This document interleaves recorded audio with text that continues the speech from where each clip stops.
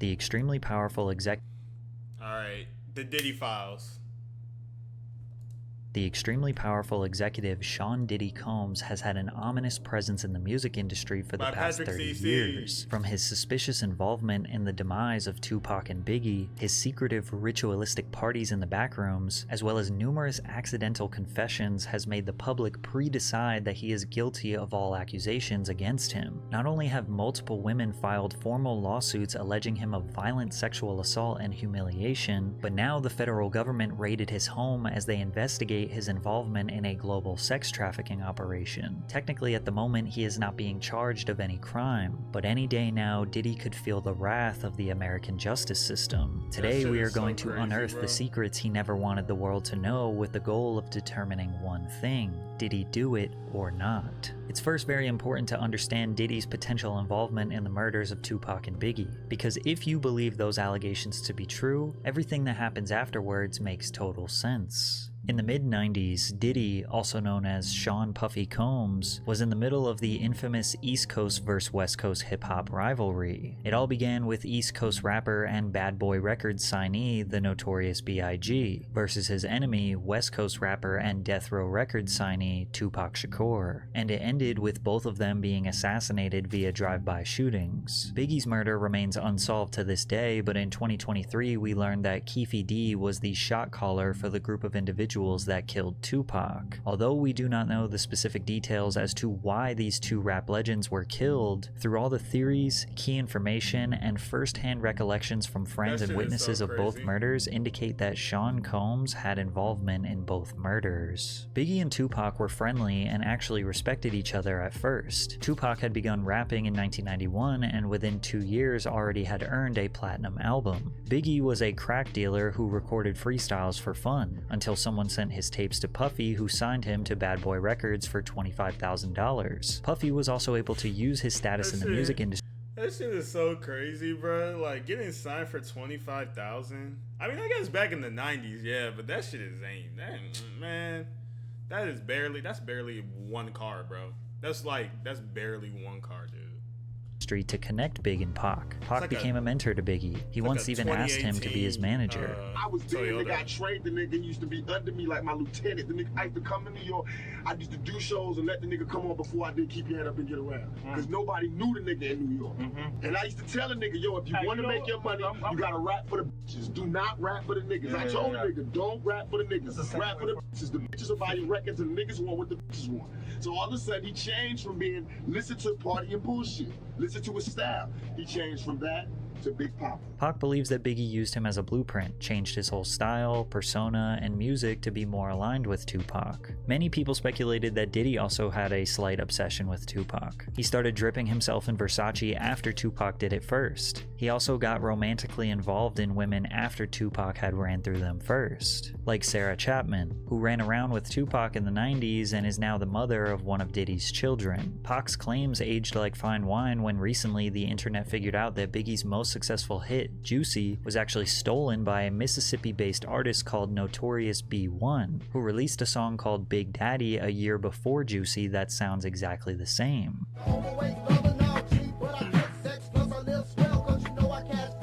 Is it a coincidence that Notorious B.I.G. and Notorious B.I.G. are very similar, and this song is called Big Daddy, and Biggie started going by Big Papa? But many people believe this was the mastermind of Diddy, as he was a music industry expert who knew how to scout talent and assess a hit song before anyone else heard it. They believe Puffy instructed his artist to steal from Notorious B.I.G., and Biggie trusted his boss and mentor. Pac and Big's rivalry began as a music-based competition. Who had more music sales? Who had the better fashion, media representation, and cultural influence. But due to gangster rap creeping into the mainstream and the two being surrounded by legitimate gangsters, tensions escalated to life-threatening conflict. In November 1994, Tupac was on his way to record some music at Quad Studios in New York City. Coincidentally, Biggie was there recording with Junior Mafia, which was a group of 4 friends that Big knew since their childhood. Puffy was there too, since Big was his artist, and anything that Big writes or records is technically owned by the Bad Bad Boy label. Allegedly, a man by the name of Jimmy Henchman, who is now serving life in prison, was planning a robbery on Tupac since Pac owed him some money. Many speculate that Jimmy told Puffy what was about to happen, but Puffy did not try to stop it. When Pac was outside the studio, he looked up and realized rapper Lil Cease, who is best friends with Biggie, was yelling at him from above. He was excited to see him because they were friends. He told him he was going to go downstairs and meet him in the lobby. Pac got to the lobby downstairs when some men attempted to rob him at gunpoint, which quickly led to conflict and Pac being shot 5 times. In the middle of that trial, Shakur was gunned down, shot 5 times in what he claimed was a murder attempt and police called a robbery. As the police did their investigation, you can see Diddy looking around scanning the area with his head down. Keep in mind that after Tupac was shot, he got in the elevator and went upstairs where dozens of Bad Boy affiliates were located. Pac was interviewed by Vibe magazine detailing the night he was shot and the energy of the people around him while he was bleeding out. Because Andre Harrell was there, Puffy was there, Biggie, nobody approached me. I noticed that nobody would look at me. Andre Harrell wouldn't look at me. I had been going to dinner with him the last few days. Puffy was standing back too. I knew Puffy. He knew how much stuff I had done for Biggie before he came out. Based on Tupac's words here, fans in the media believe that he was hinting that Biggie and Puffy might be behind the attack, which bothered Big and Puff since publicly at this point they were still friends. Tupac article had me pissed off, you know what I'm saying? And the rumors that's spreading is on some tip like we set him up. You know what I'm saying? And hey, that's crazy. I mean, it does sound like y'all did. I mean, if nobody was looking at him, it's like, bro, I would have thought the same thing. Like, bro, like, excuse me, I just got shot like 5 times. Can you come over here and, you know what I'm saying? But that's ridiculous, you know what I'm saying? But I also understand that if you was to get shot 5 times, mine is just completely spinning, you know what I'm saying? You're real confused about your situation. So it'll cause you to say things that you really don't mean. To make things worse, a few months later, Pac was found guilty of sexual assault and would end up serving 9 months in prison. This gave him tons of time to think and reevaluate his life. To add insult to injury, Biggie released his iconic cutthroat track called Who Shot Ya, which felt like an obvious diss towards Tupac. But technically, it was recorded before Pac got shot, but it was marketed and released months after the incident. And then that's Regardless, another thing. the media like, developed the narrative you knew that was going to cause mayhem, and you still released it. Like, that shit is crazy. He set up the shooting and now released a diss record bragging about their hit. And Puff's full intentions were to stir up drama, as can be confirmed by the former president of Bad Boy Records. Biggie might not have thought that when he wrote the lyrics that it was going to be used for that. But the way it was marketed by the company and released in the succession of things that were going on that we were dealing with on all the levels that we were dealing, that record did what it was supposed to do.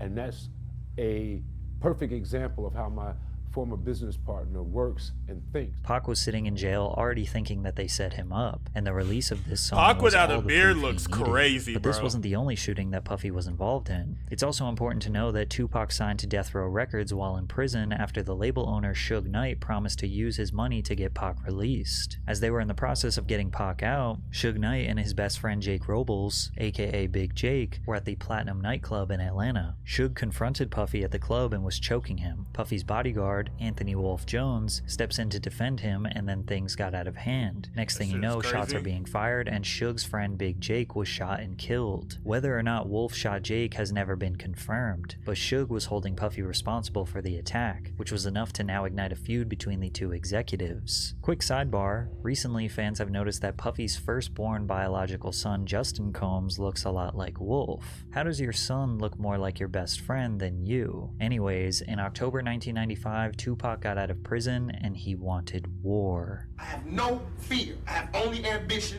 and I want mine, and I will do anything to protect and feed my family.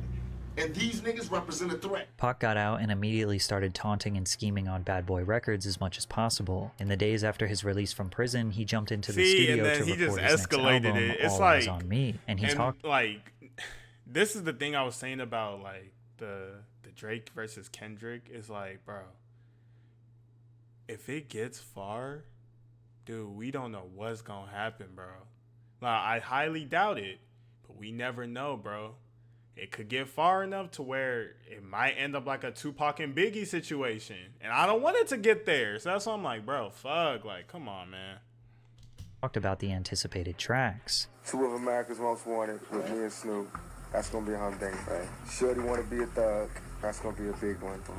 And Wonder Why They Call You Bitch with Faith. That's gonna be a big one. He mentions Faith, aka Faith Evans, who was married to Biggie for over a year at this point. Imagine your wife jumps in the studio with your biggest enemy 1 week after he gets out of jail. Pac was also seen with Faith Evans at Whitney Houston's album release party. The rumor is that Biggie cheated on Faith and that she was trying to get back at him by cheating with Pac. Pac also allegedly started messing around with Mary J. Blige, who was a close friend and business partner with Puffy. Then Death Row Records held a Christmas party in 1995 where a close friend of Puffy, Mark Anthony Bell, was mercilessly beaten and forced to drink urine after refusing to give Suge Puffy's mother's address. Tupac and Death Row did not let off the gas. At the 1996 Soul Train Awards, Biggie won the award for Song of the Year, and Tupac won Best Rap Album of the Year. After Big got his award, he took some pictures backstage and then exited the venue because he had to go to the airport to catch a flight. And that's when Pac and Suge pulled up in a Hummer, taunting them. While we was waiting for the car to pull up,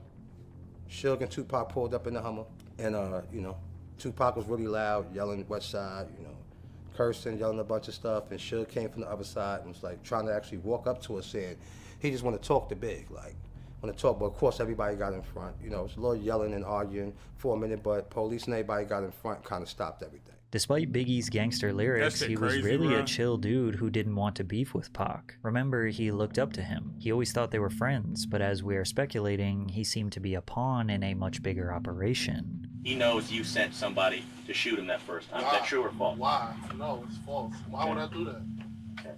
Do you think he was just hyping a record, or you have no idea? I don't know what was the problem. I wasn't inside it. See, and that's what sucks too, because it's like I really do believe like Tupac Biggie was a probably man on did fire. A man who Biggie he believes probably was didn't, wrongfully like, convicted of a crime he didn't commit, beef, was constantly being slandered by the media, and now feels was being disrespected by his biggest enemies, on top of being surrounded by real gangsters. He released a music video alongside Snoop Dogg called Two of America's Most Wanted, which featured a skit mocking Biggie and Puff. Pop, please don't kill me. It was Buff's idea. No, man. I'm just a rapper, man. Please don't take me out the game.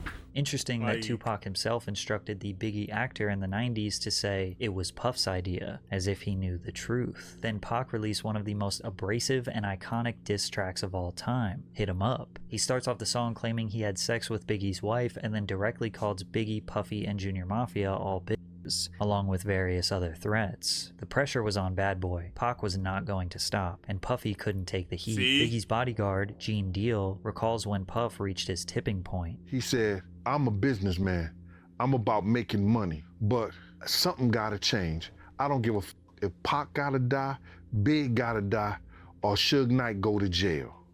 Something's gotta change." Gene was taken back. He wondered if Puff realized that he just said he didn't care if his own artist died. At the same time, he still wanted to play gangster games. As we all know, these gangster games only lead to two outcomes: death or jail, and Tupac would meet his fate on September 13th, 1996. Pac and the Death Row Squad were attending the Bruce Seldon vs. Mike Tyson boxing match in Las Vegas. Hyped up from the testosterone and the energy of the fight, Pac wanted some action. A Death Row associate pointed out Orlando Anderson to Pac, who was a Southside Crip gang member, a rival to the Pyru Blood set that was affiliated with Death Row Records. Pac went up to Orlando and punched him in the face. Then Death Row associates put a beating on the man. Later that night, Suge and Tupac were driving down East Flamingo Road to Club 662, when suddenly a white Cadillac pulled up beside them at a red light and opened fire on Tupac. He was hit 4 times. The thing I never understood about that story is how did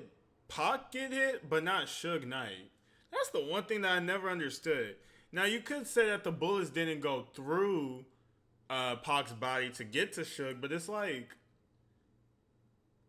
I don't know. That's such a weird, I never understood how did Suge not get hit. Fatal shot piercing his lung. Just last year, Las Vegas police arrested a man called Dwayne Keefe D. Davis, who was a shot caller for the group of individuals that committed this crime, and he orchestrated the plan that was carried out. Ironically, Keefe D. has been confessing his involvement publicly on the internet for years. In 2008, he confessed that his nephew, Orlando Anderson, the man that Tupac punched earlier that night, was the one who actually pulled the trigger. Keefe D. has now identified his own nephew as the murderer of Tupac Shakur.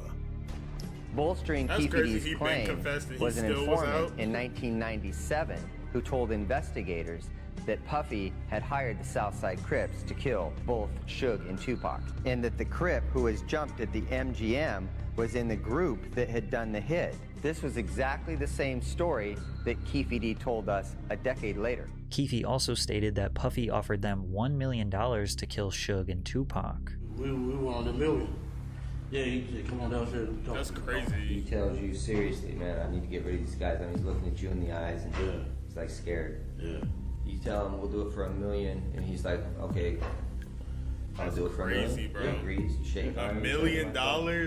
Like, that's how much you hate somebody? In the 90s, no less? Like, do you know how much $1 million is? In the 90s, bro? Wasn't me, I'll shit. $1 million, I'll take it. When Diddy was asked about this confession, this was his response. It was this documentary that claimed, which we know wasn't true. Yeah, check this out. We don't talk about things that are nonsense. We don't even entertain nonsense, my brother.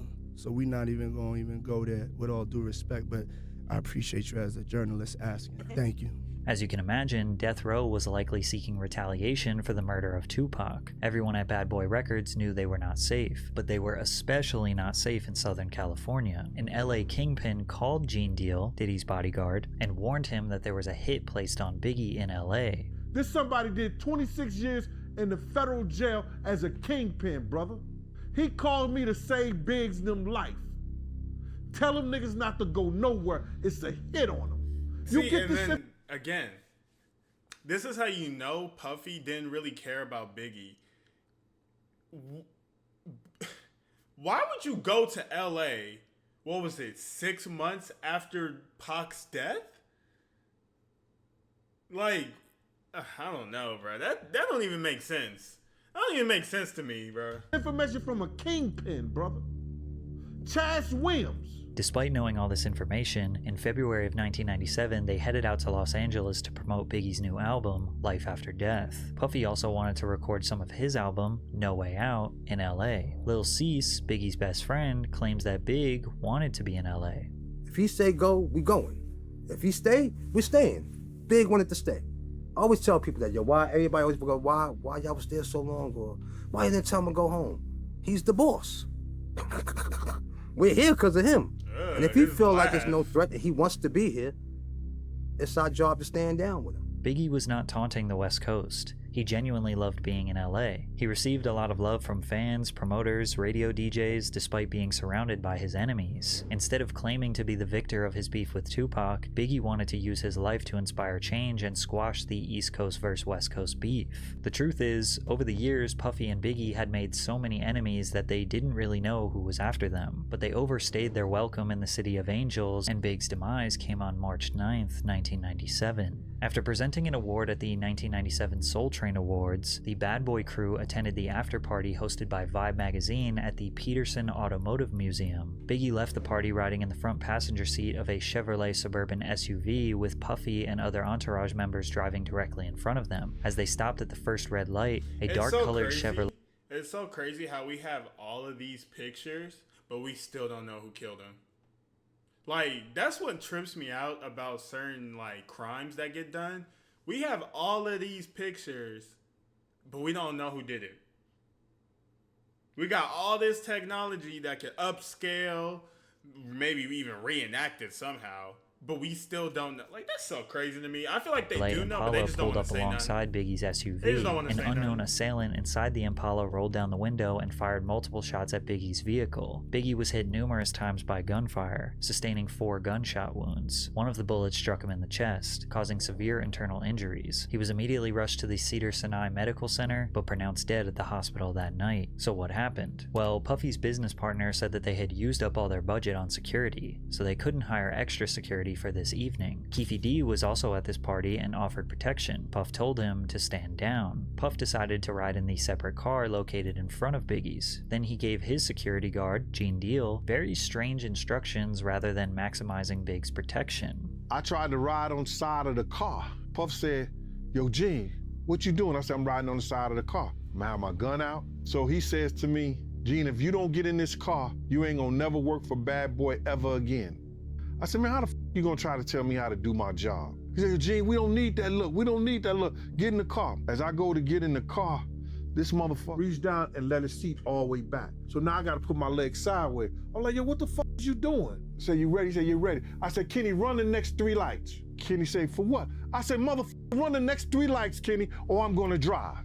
Kenny just took off. The first car ran the red lights, but the car behind them did not follow. They decided to stop at the red light. Lil Cease had his head hanging out the window trying to holler at some girls. Then out of nowhere, the shooting took place. According to an FBI agent, Phil Carson, who worked on the case for several years, Suge Knight hired Amir Muhammad to carry out the execution. However, the agent says that the original target was not Biggie. They were targeting Sean Puffy Combs. Gene also believes this story is the truth. I believe it was meant for Puff. The people that tried to kill Puff that night, for whatever reason, because we had some beef with some Muslim cats in Soul Train too. For whatever reason, the people that's trying to kill Puff, Big became a casualty of Puff shit. When they rushed Big to the hospital, Lil Cease, who literally looked the shooter right in his face, gave a description to Gene. This is what he said. Little Cease at the hospital, he said a Muslim shot Big. And I said to Paul, with the blue suit, white shirt, blue bow tie, he said, Gene, how you know? I said, that motherfucker walked up to Puff car first. Lil Cease's description of the man matches up to what the FBI uncovered. All in all, to say that Puffy set up the murders of Pac and Biggie is not exactly accurate, but the origins of the beef and the escalation of the beef can most definitely be traced back to Puffy. Also, he definitely knew that danger was looming for Pac and Biggie and did not even come close to trying to prevent both of their deaths, because at the end of the day, Puff was the one who benefited most from them dying. Think about it from the perspective of Puffy the businessman. Tupac dies, that makes Biggie the winner. Biggie looks like the ultimate gangster who warned his enemy with a diss track and then got him killed. That helps feed into the persona and sell more records. Plus, with Tupac dead, there is no more competition. Biggie's inspiration, his idol, the dude who he copied everything from, can no longer defend himself from the grave. Now, we know that Puff didn't exactly want Big to die, but he wasn't doing everything in his power to protect him. Additionally, Puff saw how much money Death Row was making after Tupac passed. Tupac Shakur sold 67,000 records in the week following his murder.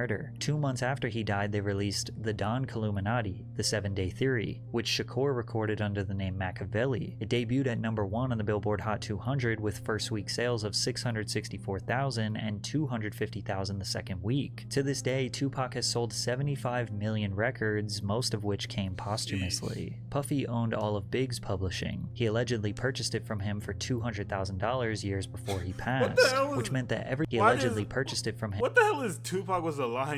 What?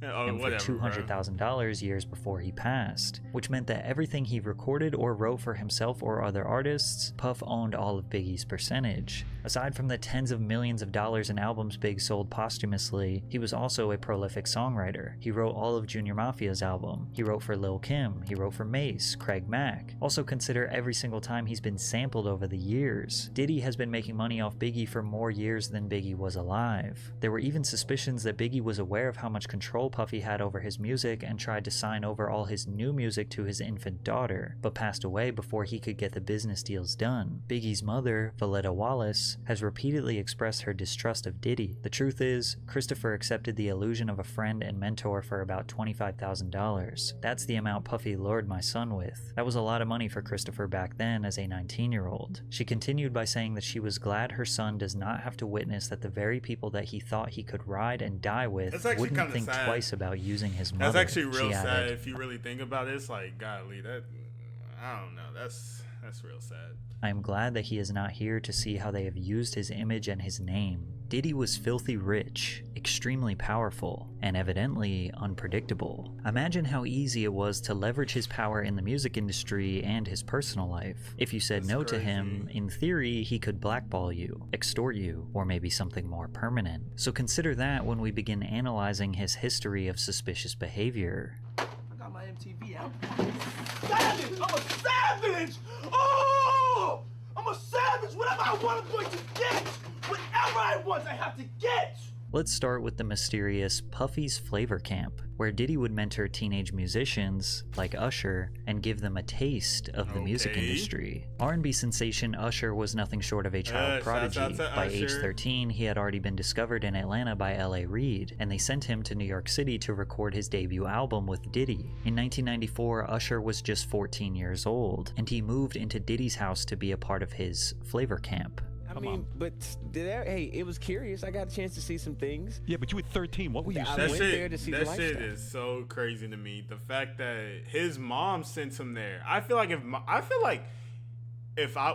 I was 13, 14, I feel like even my mom would probably not send me there. No matter how much I beg. I feel like even she would probably be like, I don't know. Like, I don't know. I feel like, I don't know.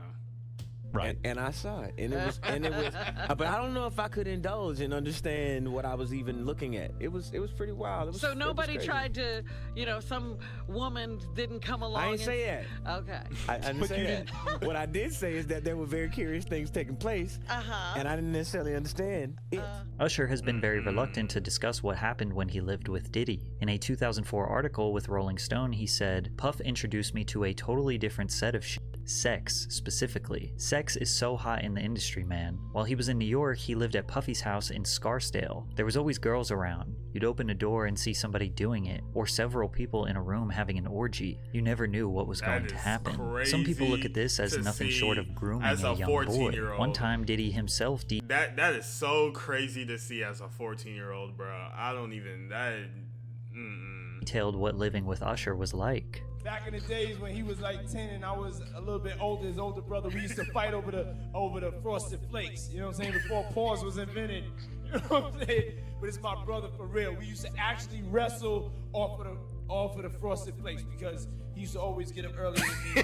Now he's one of the richest stars in the world. And What the f did Puff just say? Even though Kevin Hart was just joking, oh my god, I feel like Kevin Hart is everyone in this situation. Like, what the fuck did you just say, bro? Like, and he literally kind of openly admitted it, but it was like we didn't know what he meant because there was no context there. But even he really was the only one that seemed to question what Diddy was talking about. But Usher looks kind of uncomfortable. And you'll notice a theme where Diddy is very comfortable touching other people, embracing them, calling them pet names, and almost always the other person's body language screams they do not like it.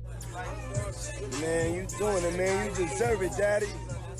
You putting in that work. But Usher is not the only artist in the industry who may have been a victim of Puffy's Flavor Camp. Justin Bieber was also mentored by Diddy early on in his career. Bieber, just after his 15th birthday, spent 48 hours with Diddy. Diddy gifted him a Lamborghini Gallardo and let the world know why him and the teenager were hanging out. Where we hanging out and what we doing, we can't really disclose, but it's definitely a 15-year-old's dream.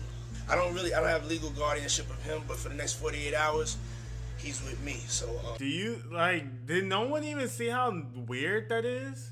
I'm hanging out with this 15-year-old, but I can't disclose what we're doing. Like, what? Is that not the craziest shit you've ever heard? Like, I feel like there was signs, bro, and no one took them serious. And we gonna go full crazy. Combs seems to be acting strange, but Justin seems alright. At the time, he was still a young star, glamorized by the industry. 1 year later, his demeanor towards Diddy was much different. What's up, man? You good? I'm good. How are you? All right, young brother, everything's good? Everything's Selling great. out arenas and everything? Starting to act different, huh? No, You ain't been calling me and hanging out the way we used to hang out. Well, I mean, you try to get in contact with me, through all my, partners and whatnot. Mm-hmm. But you never really got my number, so. Now, Combs is... That is honestly sad. Because it's like, why was he acting like that? Like, it's obviously because he's not shy. He's a superstar.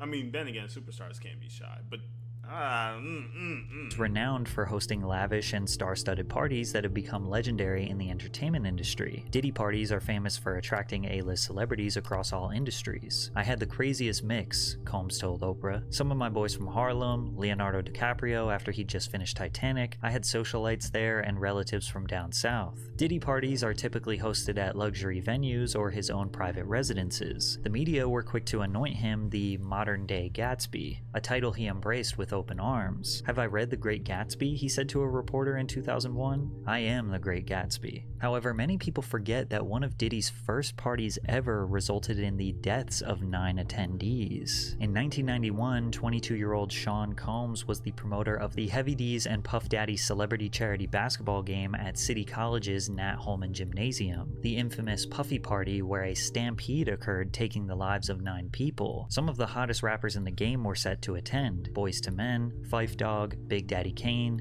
Jodeci, even LL Cool J and Mike Tyson showed up. The crazy part is that fans could see all of their favorite stars for just $12. The first problem occurred with the tickets. Keep in mind, this is in 91, so people had to go to physical locations like the Apollo Theater box office to buy tickets. Tickets were also sold at local shops like Boss Emporium, and even free tickets were given out on the radio by Funkmaster Flex. The facility could only hold 2,730 people, but they had no idea how many tickets they sold, as no proper system was set in place to keep track. Despite this, Gene Deal recalls Puffy requesting to cut security presence in half. This particular day, Puff calls me the day before we supposed to do the party and say, "Yo, Gene, I don't need y'all to do the security outside. I got the FOIs to do it." So I said, "Man, I just told 18 guys." He said, "I just need 8, I just need 8. To clarify, the FOIs are Fruit of Islam members. One witness to the event said, "You cannot have an event like this in Harlem without those Muslims," said Oscar Davis, 32, of the Bronx. "Forget the police, they can't do nothing. The people in Harlem respect the Muslims." It was blatantly obvious that more people were outside than could actually fit in the gym. Despite the overcrowding, tickets were still being sold at the door, said Mario Salvaggi, a city police patrol chief. Fans entered through 2 side exits and funneled down the stairs, through the doors into the gymnasium. But once LL Cool J and Mike Tyson showed up, all hell broke loose. Mobs of people started swarming from outside to rush inside, pushing people forward towards the glass doors. The glass doors eventually were shut and needed to be pulled towards the crowd to be opened. Guards tried to instruct. This is why I don't go to events or I don't do concerts. This is literally the exact reason why. I've only been to one concert because of my sister, and it was a Kendrick Lamar concert. And we was in the stand. We wasn't even on the floor. But this is exactly why I don't do that shit. I don't do concerts. I'm sorry. It's not for me, bro.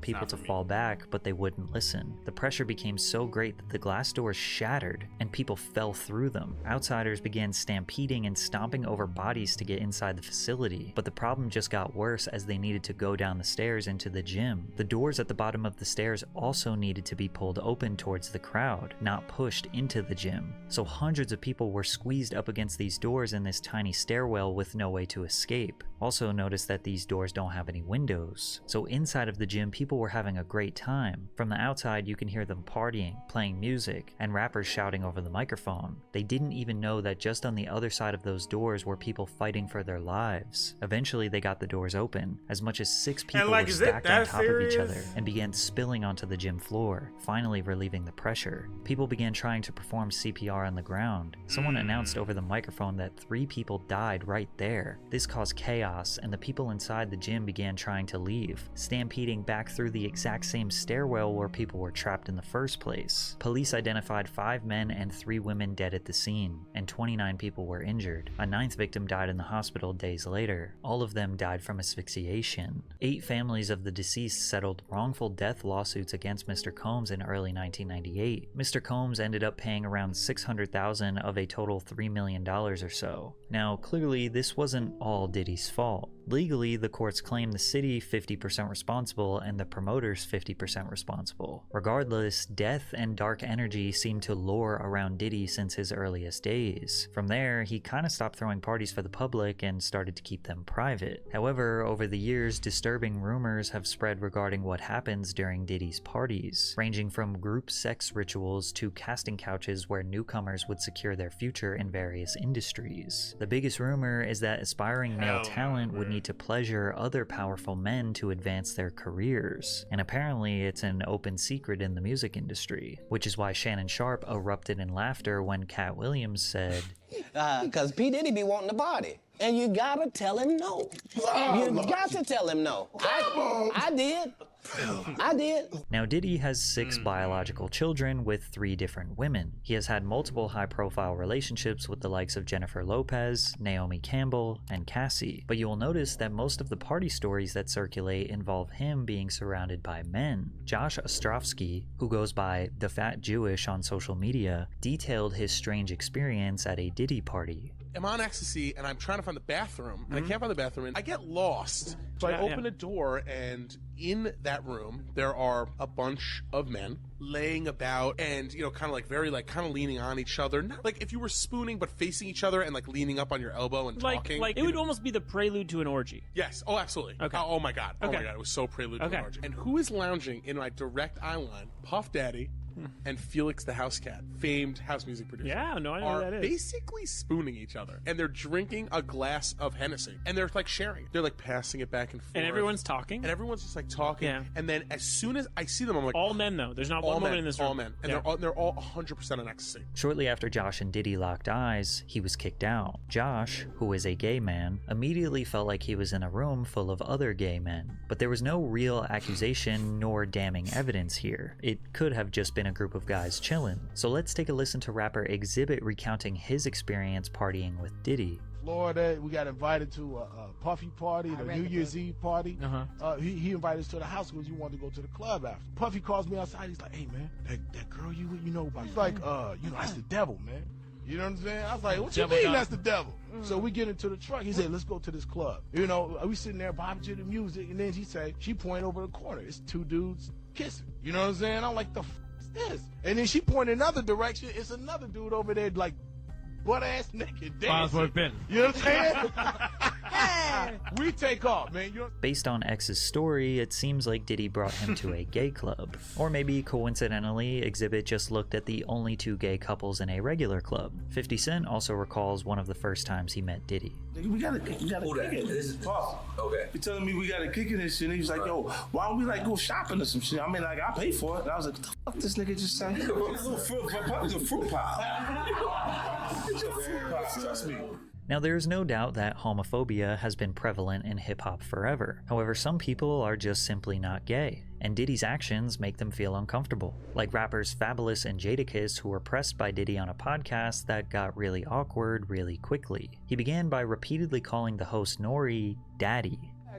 Mr. Lee, yeah, I love this drink. Where you put my bag I like at? when you like this, Daddy. Yeah, where you put my bag Daddy, at, I like Mr. when Lee? you Oh, it's right here, scrambling it's and right scraping here. for shit. I like nah, that. bro. Then he proceeded to ask Fabulous why he didn't want to party with him. See where I look Did you back miss on me? where I became. Did you miss me though? For real, because I'm I saying miss- it seams like a thing. I with miss this partying birthday with party, Puff, man. Man, I miss I'm partying talking about with for your birthday. Huh? Why won't you party with me for your birthday, man? We partied for my birthday before. You came to my party. No, but me and you ain't never really party, you know what I'm saying? Jadakiss kept his head looking straight down for almost the entire interview, and you could tell Fabulous was very uneasy about Diddy's presence. When Diddy was confronted about it, this was his response. Oh, scrambling and scraping for shit.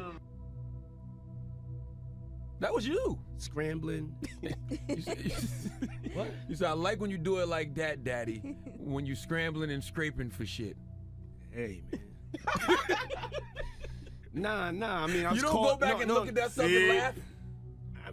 it could be funny. I don't really be on it like that. It seems like he genuinely has no idea why people thought what he said was weird. He says things, he doesn't even know what he's saying is like fruity. You know what I'm saying? Like, he says something fabulous and he goes, "Yo, but me and you, we ain't party. Like, we need to party."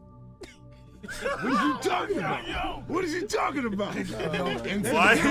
Why is Ice Cube's son just randomly there? Ice Cube's son just randomly in the cut, like. Say that to me, I get a little uncomfortable. But even with all the jokes, rumors, and secrets, nobody ever formally spoke out against Diddy and accused him of assault or abuse until 2019, when his ex-girlfriend Gina Huynh spoke publicly about what it's like to be in a relationship with him. Keep in mind that Gina was a side girlfriend for Diddy. The public didn't know about her because his public relationship was with Cassie Ventura, who he had been on and off dating for a decade. He had caught me texting another man. We were in his closet and he like pushed me and I fell to the ground. He like stood over me. He avoided my face, but he like started punching me like on the side of my head, and I was just like covering my face.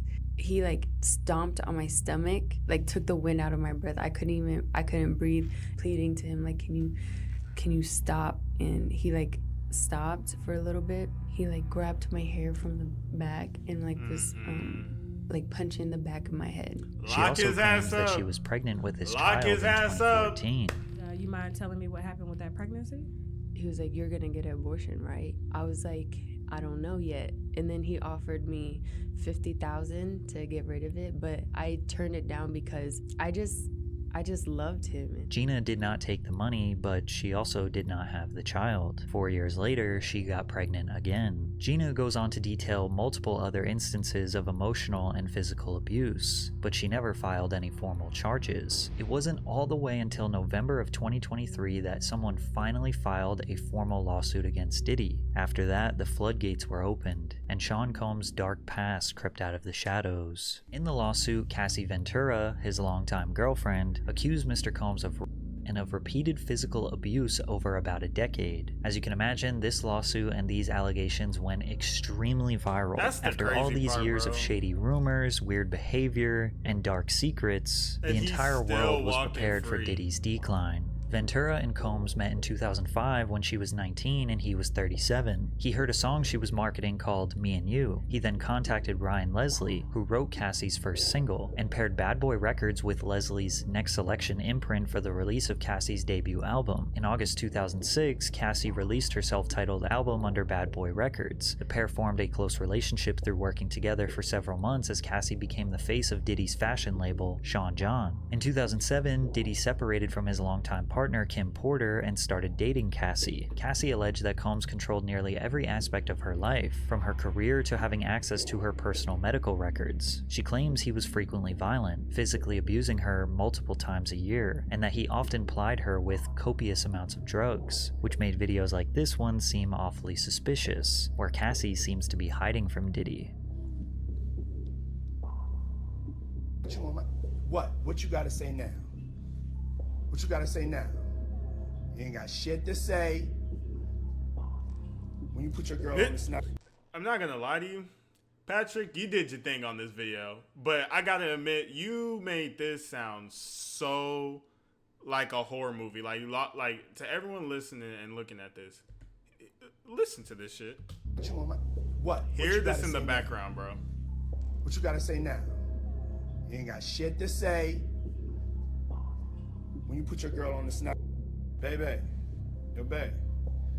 I mean, shit getting weird. Come on, baby. It's hot outside. You fucking wrapped up in that blanket. Let's go jog on the beach. The court papers assert that others who worked with Mr. Combs helped him control Ms. Ventura, like suppressing her music if she did not obey his orders, or by helping to conceal his behavior. But it wasn't just mentally controlling. He also often got physically violent with her. In one incident in Los Angeles in 2009, the suit says that Mr. Combs became enraged when he saw Ms. Ventura talking to another talent agent, then pushed her into a car and kicked her repeatedly in the face, making her bleed. The suit also details Diddy's requests for Cassie to engage in his newest sexual fantasy called voyeurism. Combs forced Ventura to have sex with male sex workers in different cities, encounters she claimed he watched, pleasured himself to, and recorded. This is the allegation that likely opened up a federal investigation into him sex trafficking people. According to the suit, Mr. Combs called these encounters freak-offs, which involved costumes, like masquerade masks and lingerie. The lawsuit continues to detail some of the most horrific, embarrassing, and torturous behavior Diddy allegedly committed. Combs' lawyer, Benjamin Braffman, responded to the lawsuit on behalf of him. Mr. Combs vehemently denies these offensive and outrageous allegations. For the past 6 months, Mr. Combs has been subjected to Ms. Ventura's persistent demand of $30 million,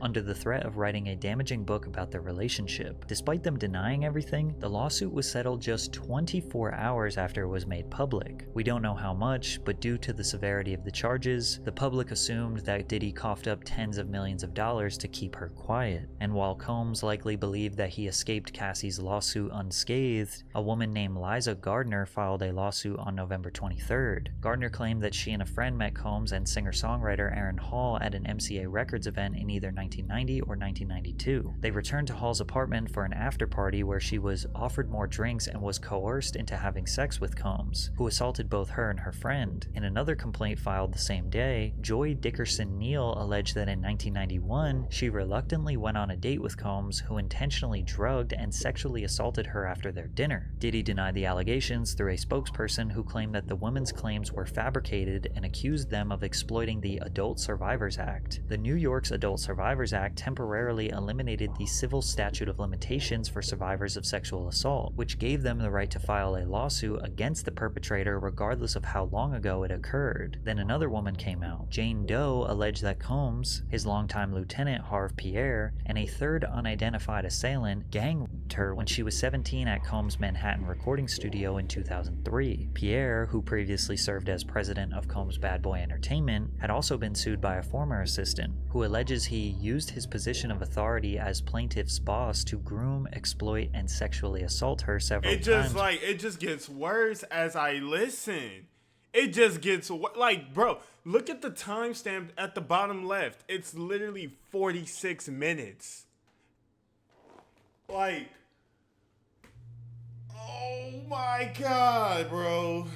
This shit is killing my mood. I'm not even gonna... Between 2016 and 2017. The lawsuit further claimed that men trafficked Doe across state lines from Detroit to New York City on a private jet, supplied the teenager with drugs and alcohol until she couldn't consent, and then violently assaulted her. The complaint also included several photos that Doe alleges were taken at the studio that night, including one where she is sitting on Combs' lap. "Enough is enough," Diddy said on Instagram. "For the last couple of weeks, I have sat silently and watched people try to assassinate my character, destroy my reputation and my legacy. I did not do any of the awful things being alleged. I will fight for my name, my family, and for the truth." But it wasn't just women accusing him. In February of 2024, Combs' former producer and videographer, Rodney Lil Rod Jones, filed a federal lawsuit against Combs, alleging Combs sexually harassed, drugged, and threatened him. According to the lawsuit, Rodney Lil Rod Jones lived with Combs between September 2022 and November 2023, during which he worked on Diddy's most recent album, the Love Album, Off the Grid. As Combs' videographer, Jones allegedly secured hours of footage and audio recordings of Combs engaging in illegal activity. The activity the suit alleges includes acquiring drugs, soliciting sex workers, providing laced drinks to minors, and sexual assault. Jones alleges that he was the victim of constant unsolicited and unauthorized groping and touching of his anus by Mr. Combs. Mr. Jones was forced by Mr. Combs to work in Mr. Combs' bathroom as Mr. Combs walked around naked and showered in a clear glass enclosure. In the lawsuit, Jones also alleges that Young Miami, who is Diddy's most recent girlfriend, was among those who were paid a monthly fee by Diddy to work as his sex workers. Jones believed Diddy was grooming him with the goal of passing him off to others. While on a yacht in January of 2023, Jones alleges he was introduced to Oscar-winning actor Cuba Gooding Jr., who proceeded to grope and fondle him until being forcibly pushed away. Not the nigga Jones from claimed Boys that to Diddy had Men. dominion and control over Gooding Jr. I said Boys to Men. I meant boys from the hood, boys in the hood, whatever. Oh my gosh, bro.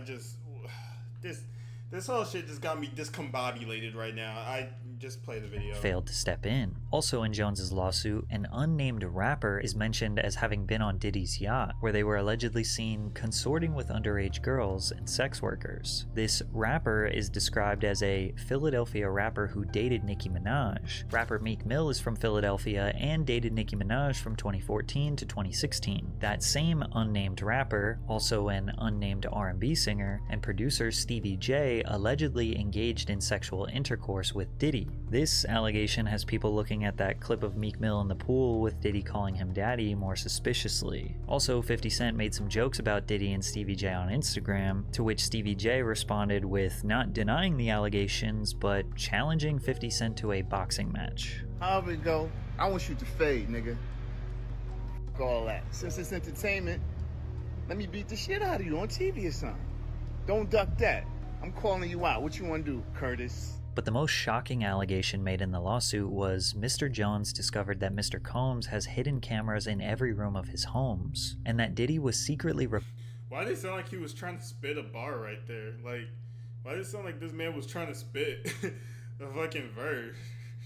He said, Mr. Jones discovered that Mr. Combs had cameras in every room of his homes. Like, why did he? I don't know. It's just the way he write that shit, bro. Recording artists and powerful executives, like Lucien Grange, who was mentioned in the lawsuit, who may or may not have participated in the freak-offs. If this turns out to be true, we might see some of the most powerful people in the entertainment industry get exposed. And 50 Cent wants to be a part of the expose.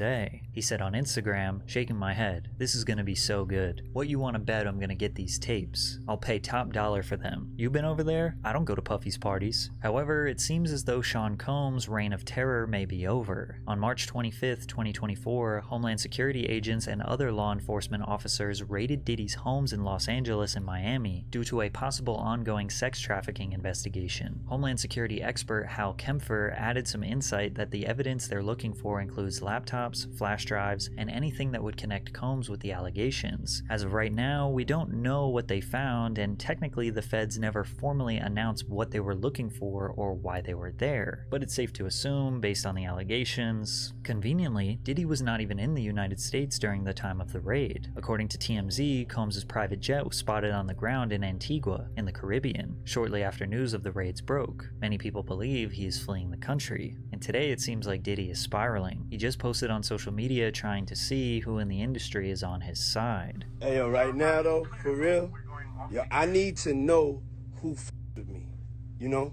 Like, just straight up, like I don't have I don't think anybody fucks with you, me, bro. Let it be known. If you don't with me, be quiet. And just in case you wanted some more twisted allegations and insane conspiracy theories, take a look at the founders of Uptown Records, the people who gave Diddy his very first job in the music industry. Andre Harrell, dead at age 59. Heavy D, dead at age 44. Kim Porter, dead at age 47. And Al B. Sure, who was just in a coma for 2 months and almost lost his life. Al B. Sure is also the father of Diddy's oldest adopted son. Al B. had a child with Kim Porter before she left him, married Diddy, and had children with him. Albie has recently been trying to reach out to his oldest son, hoping that he will leave Diddy and come back home, and when he got out of his coma, he strongly insinuated that Diddy was the reason behind it. We're going to be producing the Albie Shore life story. So hold on to your britches, and you'll really understand how I ended up in a coma. You're really going to need to call Homeland Security. Now, why would Diddy want the people who got him into the music industry in the first place to all be dead? I don't know. Your guess is as good as mine. But it seems like almost everyone around Sean Combs for his whole career either dies, disappears from relevance, or speaks out against his devilish ways. Yet nothing bad ever seems to happen to him. He just seems to get more successful and rich. Is it a coincidence? Maybe. But for now, we will just have to see how this all plays out. Based on everything you have learned in this video, you probably think he is guilty. But as of right now, he is innocent until proven. No, sir. I'm sorry. If you have that many allegations against you, like, there's no way that many people want... Look, there's no way that many people going against you. All this, and it's all, like, connecting. Like, you know damn well, bro. No, sir, no, sir. 10 bands, 10 free bands. Blew that shit, but I kept the band. Blew that shit, yo, and I only fuck with thick hoes. I'm a skinny nigga, I wear tight clothes. I got jammed up but never twice though. I got bagged up and bought some ice ho. Yeah, nigga wanna beat me.